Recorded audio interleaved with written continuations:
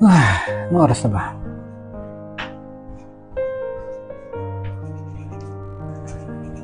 Makapag-unbox na nga. So welcome to my vlog. Hindi lang ang unboxing to, halo-halo na nandun. So habang nasa outdoor tayo, don't forget to like and subscribe. Panoorin yung unboxing ko. And welcome to Robust Page. See you then! Hi guys, so it's been a while. Actually may mga utang pa ako sa inyo, pero kamusta kayo? Sana naging okay ang Halloween break nyo sa mga estudyante, yung mga nag-sem break dyan, lalo ko yung college days ko. Sana okay kayo. Sana na-enjoy nyo yung mga pupunta nyo sa sementeryo, kung saan kung bakasyon kayo, sana nag-interest sa pamilya nyo. So yun na nga, unbox tayo ng Magic Bow Pro Series na umbrella. So ito ay may kasamang UV and merong 72 na ribs. Yun yung pinagmamalaki niya. May kabigatan siya, no? Hindi siya katulad ng mga umbrella na alam niyo yun, yung magaan, mura, nasa 150, 200. Ito nasa around 500 to 600. Cash mo na lang siguro dito yung price yung nabili ko. And I think kinuha ko to ng, hindi rin maalala ko ilang months, pero mabilis siya na-deliver. And dito sa right side or basta sa isang side, makita niyo yung pag-unwrap natin. So parang mabilis na din. So makita niyo yung itsura ng item sa loob. So anyway, yun na nga. Kaya ako nang pambili, medyo side story lang. Bumili kasi, binilan ako ng payong na worth 250 yata. And then parang I think mga less than 3 months nasira na siya. Yung nangyari sa payong ko is nangyari din yung nangyari sa dati kong payong, nangyari din doon sa most recent na payong ko. Yung pagkalabit mo, bigla na lang tumalon. Tumalsik na yung spray, natanggal yung ulo, nag-iwalay. Sayang, automatic pa naman siya. Automatic na bubukas, automatic na sasara, tapos i-retract mo na lang.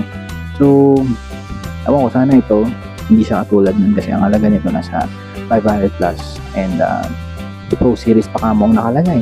Ayan na. Pro Series ko, no? And my UPF 50 plus. So para kang nag-sunlock. Well, magagamit natin ito ngayon kasi nag-uulan. Magdi-December na kasi, alam niyo naman, nag-aanihan na naman sila ng mga kukunin sa langit. And pansin niyo ba yun, every December, kahit yung 90s pa, may mga trahedya sa mga bangka, lumulubog, ubas, o kaya may mga sakunang nangyayari. At least within 3 months or 2 months before mag-December. Minsan mismo sa December, doon nagkakaroon ng mga sakon eh. Not sure, baka yun yung way ng langit para kunin yung mga deserved market sa kanila. Anyway, so ito nga palang baksa pa nung pinanrap ko kanina. Sobrang dumi. Tatry ko na lang din i-post yung picture nung nagpunas ako. So, kilala naman ako si Mr. Clean Freak. Mr. Clean Freak.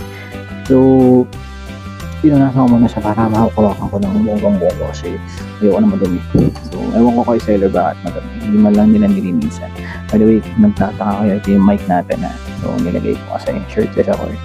Alam niyo naman, mainit. Kahit malamig na may amihan, mainit pa rin sa akin. So, proceed tayo sa unboxing. Lipat mo tayo sa rear cam, tapos balik kayo sa akin mamaya sa front cam. Okay, so yun na nga. Mag-proceed na tayo sa pag-unbox ito, guys. Guys. Ano naman, guy? Guy, mag-unbox na tayo, guy. Nice. Okay, mga tsura na ito. Actually, ngayon ko lang, oh wow. Ang kinuha ko ay blue ba? Talaga? Hindi ko natanda kung ba yung kinuha ko. Anyway, sige. Tingnan na lang natin. Please, mukha naman siyang malinis. Talagang mabigat siya, no? Nakalagay din naman sa description itong item na ito, nasa around half kilo siya.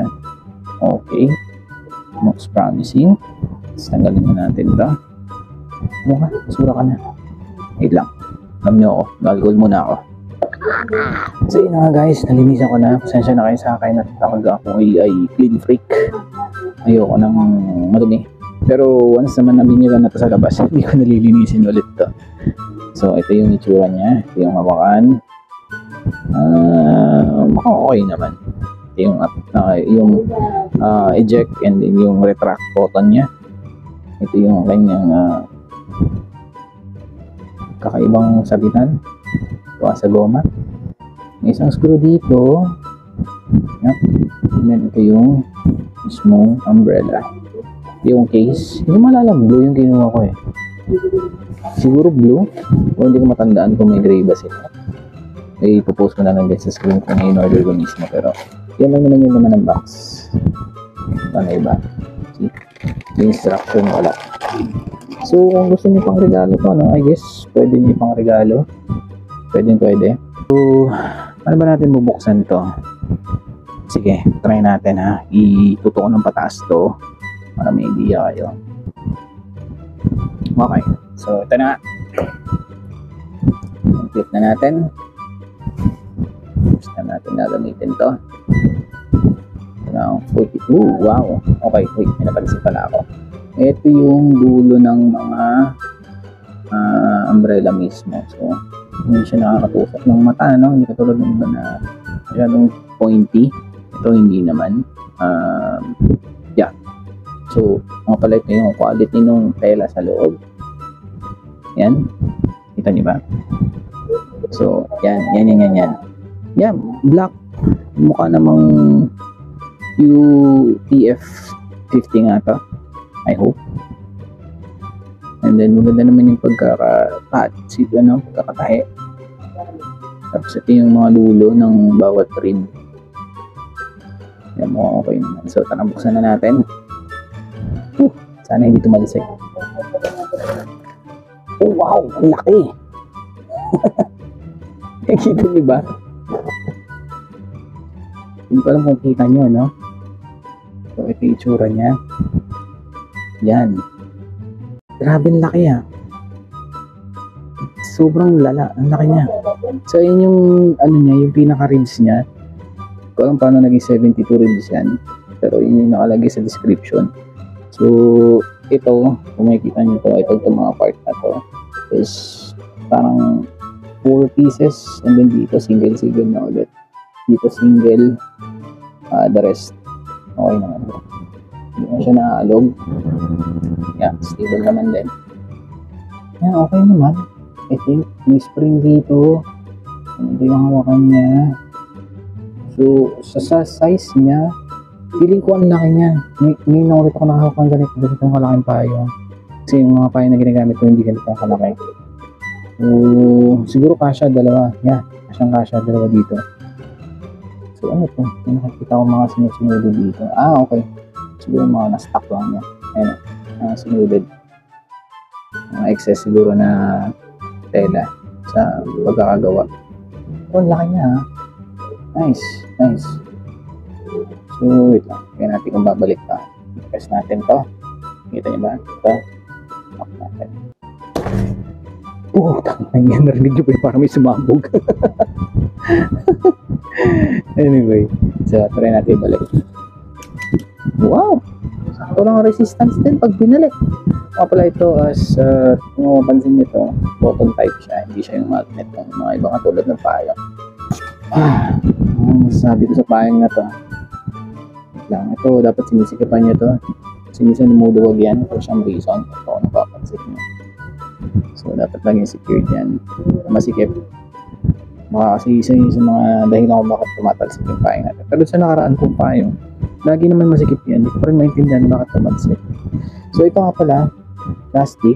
And then ito, rubber. I don't know. Masusubukan natin kapag bumagyan.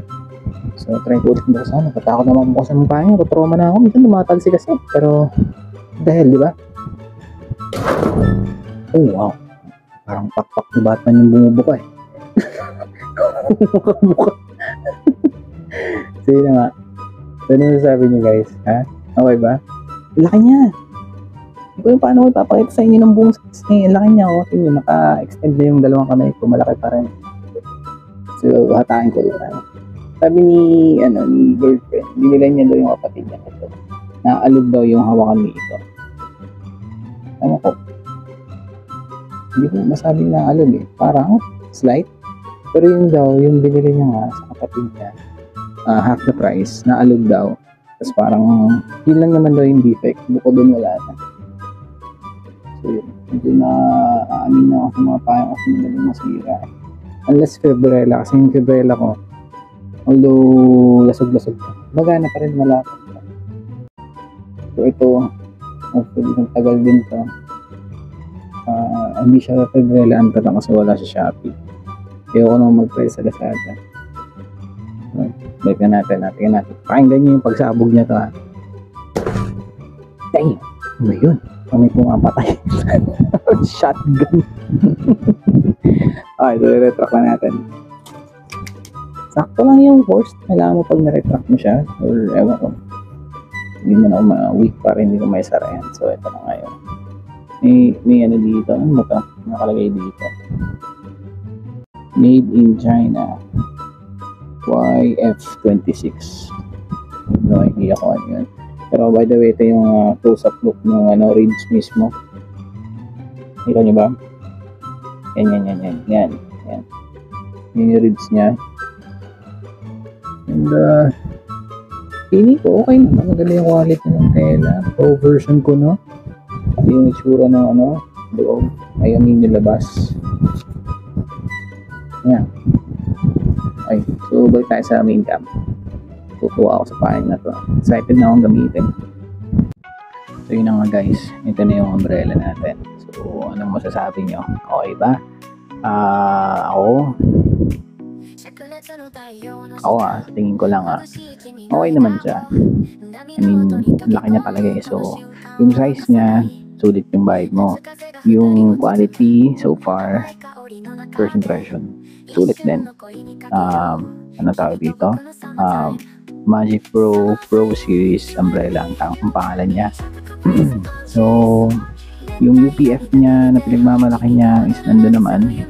Well, malalaman natin yung pag nilabas natin ito sa araw if lumulusot ba yung liwanag niya. Kasi di ba may mga umbrella na parang pag nagliwanag, tumikat yung araw sa kanya is may shade ka, pero yung liwanag nakikita mo pa rin sa loob. Kung tinignan mo yung liwanag ng araw sa baba, okay. Pero yung UV light, nakikita mo parang lumulusot sa taas. I mean, visible talaga. Ito kasi pagka mga UV protected umbrella, pag binuksan mo, kahit tingnan mo yung umbrella mo sa taas habang nakatutok sa araw, walang nalabas na liwanag. As in black. Bukod mo sa anino mong black din yung makita mo sa taas. So hopefully ito ganun din. Laki niya! Huwag mo dito. Tara.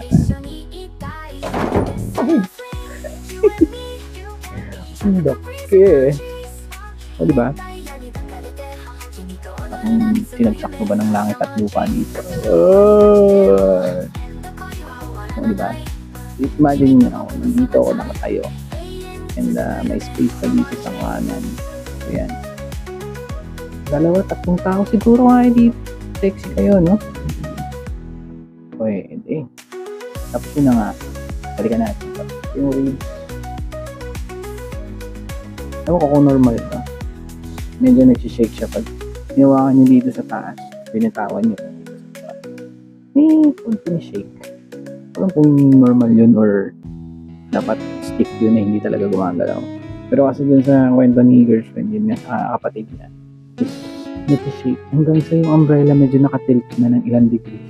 So pag ginamit mo siya ng normal, it's either nakatungo siya o nakatingala ng konti. So ito ko alam eh. Parang solid naman. Sa inyo ba? Mag-comment na kayo. Hindi ko kasi alam eh. Hindi ko napapansin yun. Comment kayo kung sa inyo ba yung mga umbrella ang branded nyo or kahit ano po umbrella yan. Pag nakabukas ba yun, nagsishake. May wiggle-wiggle na effect. Or pag inalog mo siya talagang hindi rin naalog yung umbrella. Nasunog siya. Alam niyo yun? So, comment kayo mga kayan. Again, nabili ko nga pala ito sa Shopee. No? Kung napanood niyo yung first part ng video, may nakalagay ng price doon. So, mabilis din si seller mag-ship out. Kasi binorder ko ng umaga ng 6. Kinagabihan na-ship out na. So, I think pinubukasan or day after tomorrow nun delivered na. So, yun.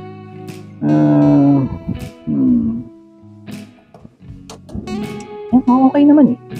Wala naman yung nakatakot na part na pag next truck sumasabog. Kaya nyo Utang ito, parang may sumabog na baril. Ay. So, ito na ngayon yung bago ko umbrella ang gagamitin. Lumabas ka. Mapaulan, mapaaraw. Ito na bago kong lightsaber na gagamitin. Okay. Ay. So, few reminders lang ulit, no? So, itong part na to, yan. Ito, yung mga dulo niya is naka-safety. So, hindi ka matutusok dyan.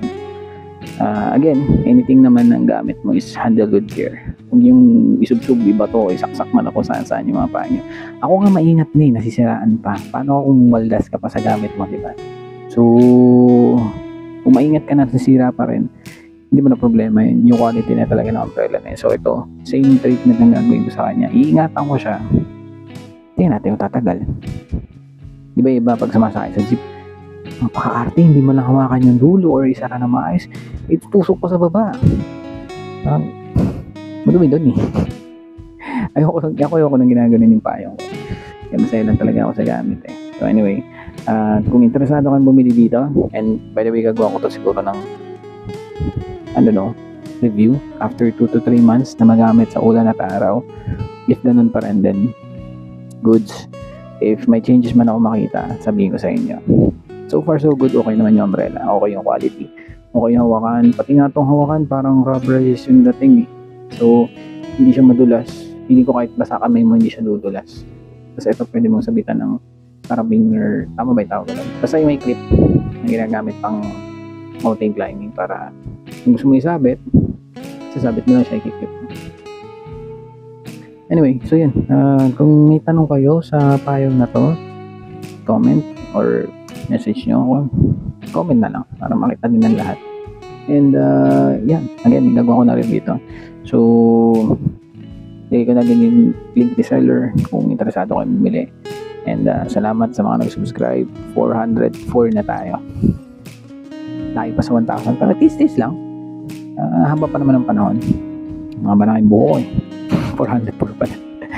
Anyway, so yun na nga, sana nakatulong ako sa inyo. If gusto nyo bumili ng umbrella na ganito or bumili na kayo ng ganito umbrella at may gusto kayo share ng experience, so lagay nyo sa comments, and anything na gusto nyo itanong, comment kayo. And yun, so salamat sa mga nanonood, sa mga bagong subscribe, salamat po kay Alice, marami pa tayong gagawin. Ibutang pa akong dalawang bid. Actually, yung dalawang bid pinangako na matagal yan. And then meron pa akong ibang item na na-unbox sa matagal na hanggang hindi ko pa nagagawa ng video or nagawa ko na ng video, hindi ko na na-edit. So, walang time. So, gagawin ko yan. Chill lang kayo. More things to come. Bumili ako ng Jisoo Life na fan. Bumili ako ng yun. Ano binili ko? May Jisoo Life ako binili. Tapos may isa pa eh.